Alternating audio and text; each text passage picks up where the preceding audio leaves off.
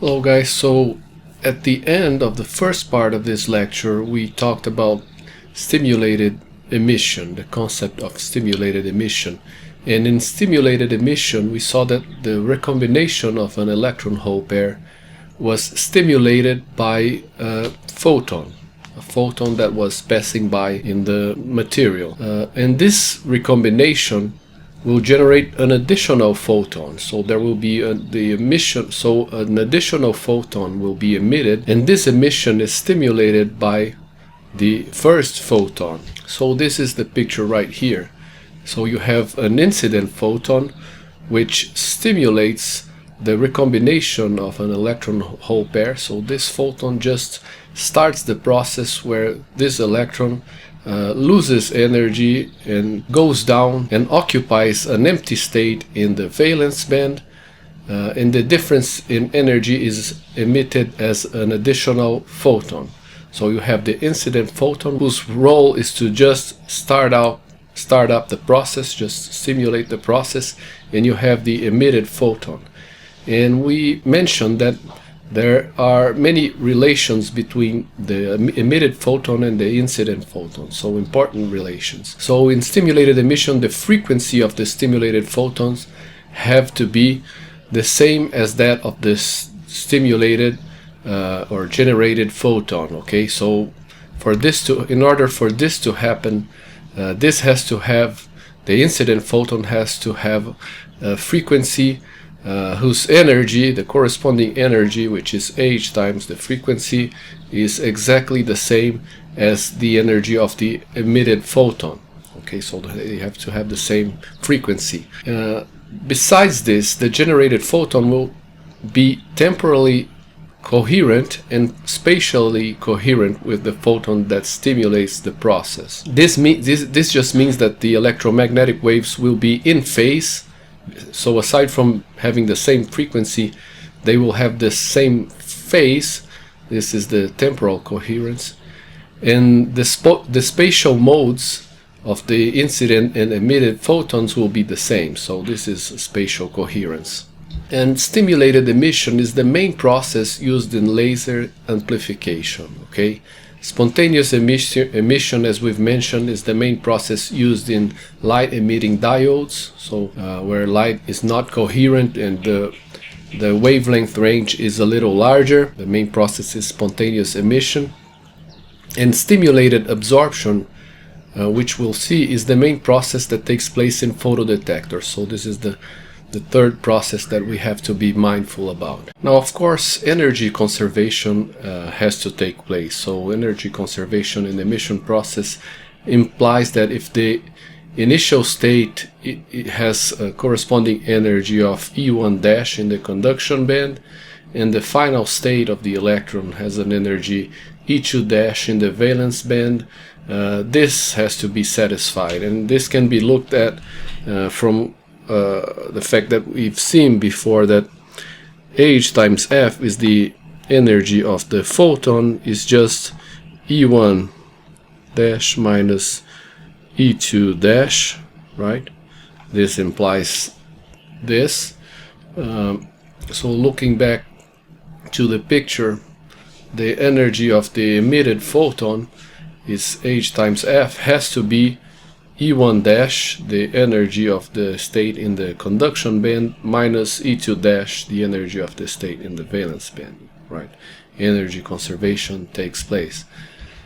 So if we put this in this form, we see that the initial energy of the system, which is just the energy of since the photon has not been emitted yet initially, the energy of the system is just the energy of the electron in the conduction band, so E1 dash, right?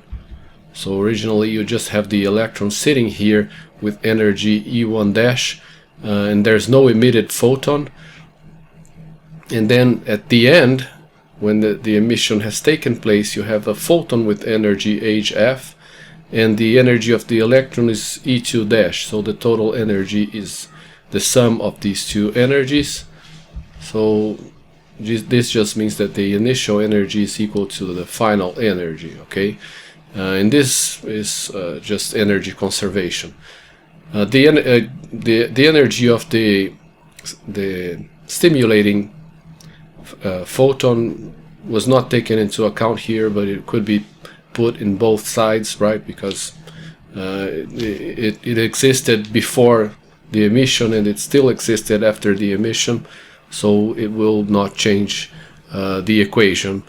But besides energy, momentum must also be conserved in the system. So we must have, in some way, some equation that is similar to this, right, which is for conservation of energy, but for momentum. Now, since there's conservation of momentum, we must look at the relationship between momentum p and wave vector k. As we've seen, there's a linear relationship, so p is equal to h bar times k, and p we call the crystal momentum. So the momentum p of an electron inside a solid is proportional to the wave vector k, as we've seen. So since p must be conserved, this equation means that k also has to be conserved. So the sum of all of the wave vector k's at the start of the process has to be the sum of the wave vectors k at the end of the process. So we must look at the wave vector k for the photon and also for the electrons. The wave vector of light, the wave vector of the photon, we know, so it's equal to 2 pi over lambda. So in this case, 2 pi over the wavelength of the photon, right? And this is the magnitude of k. We're only going to be dealing with the magnitude of the wave vectors. For the electron, you have a similar thing. It will also behave like a wave, and the wave vector of the electron, k sub e, will be equal to pi divided by the wavelength of the electron. So since it's a wave, it also has a wavelength, and that's lambda e. So how can we write the conservation of momentum equation, right? So the magnitude of the momentum at the start of the process has to be equal to the magnitude of the momentum at the end. Since at the beginning we have the electron sitting at the state with energy level E1 and no photon emitted, so the magnitude of the momentum of the electron at the initial state is the original or the initial momentum, and at the end we have the photon and the electron at the final state down in the valence band, so the momentum of these two guys have to be summed in order to get the total momentum at the end of the process.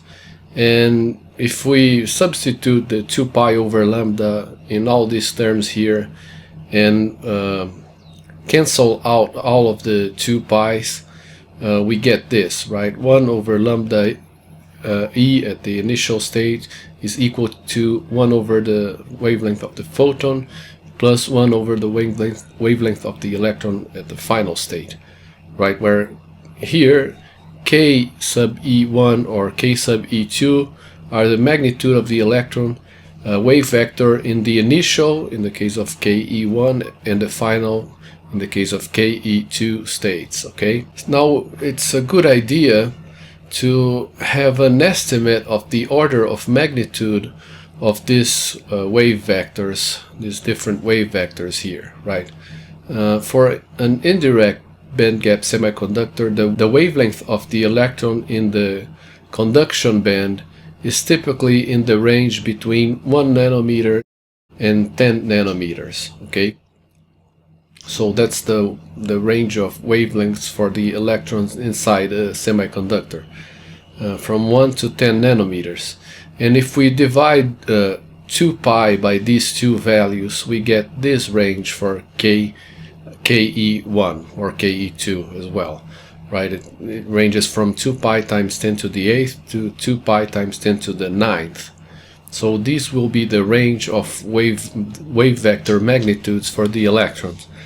For light, we have an idea that the wave vector will be of the order of 10 to the 6th to 10 to the 7th, right? And this comes about from the fact that the wavelength of light has values between 200 nanometers in the UV end of the spectrum up to 1500 nanometers at the near infrared end of the spectrum. So hundreds of nanometers. And again, if we, in order to get the wave vector from these wavelengths, we have to divide 2 pi by these values. And if we do this, we get that the wave vector of the photon, its magnitude ranges from 10 to the 6 to 10 to the 7. So looking at this, we see that in the best case scenario, the K values for the electron are 100 times larger, so 10 to the 8th, than the wave vectors for the photons. So they're 1 or 2 orders of magnitude larger or even more, right? So this means that in this equation, the K of the photon will be 100 times smaller than the K of the electrons, or more, or even more. And for this reason, for an indirect bandgap semiconductor, the wave vector of the electron is much greater than the wave vector of the photon in magnitude.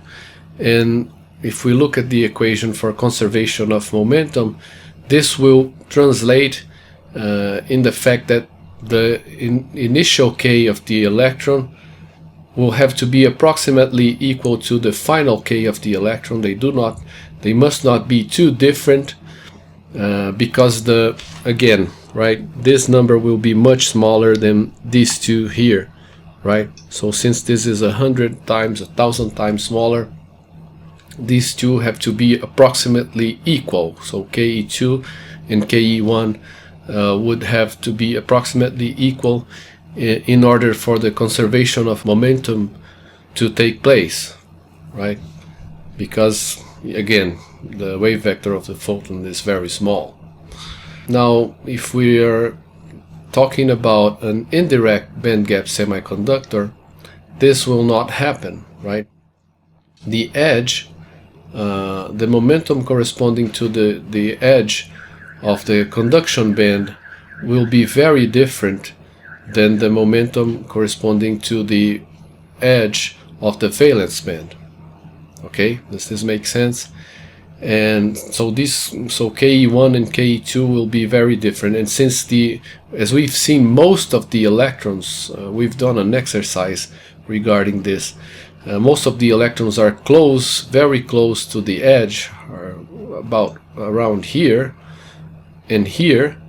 This mismatch in momentum will make it so that conservation of momentum cannot take place, because Ke2 will be very different than Ke1, and as we've seen, they have to be in the same ballpark, the same order of magnitude at least.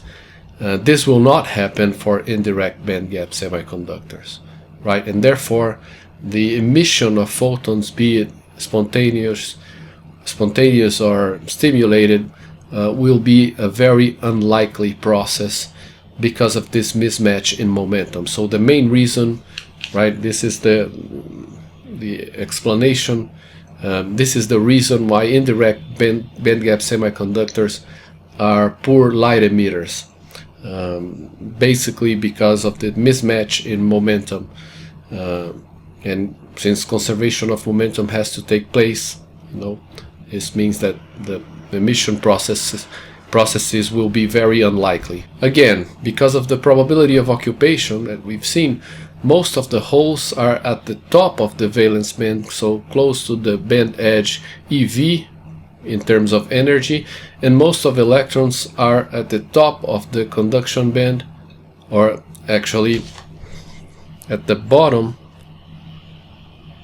at the very bottom of the conduction band, so close in energy to the band edge EC, right?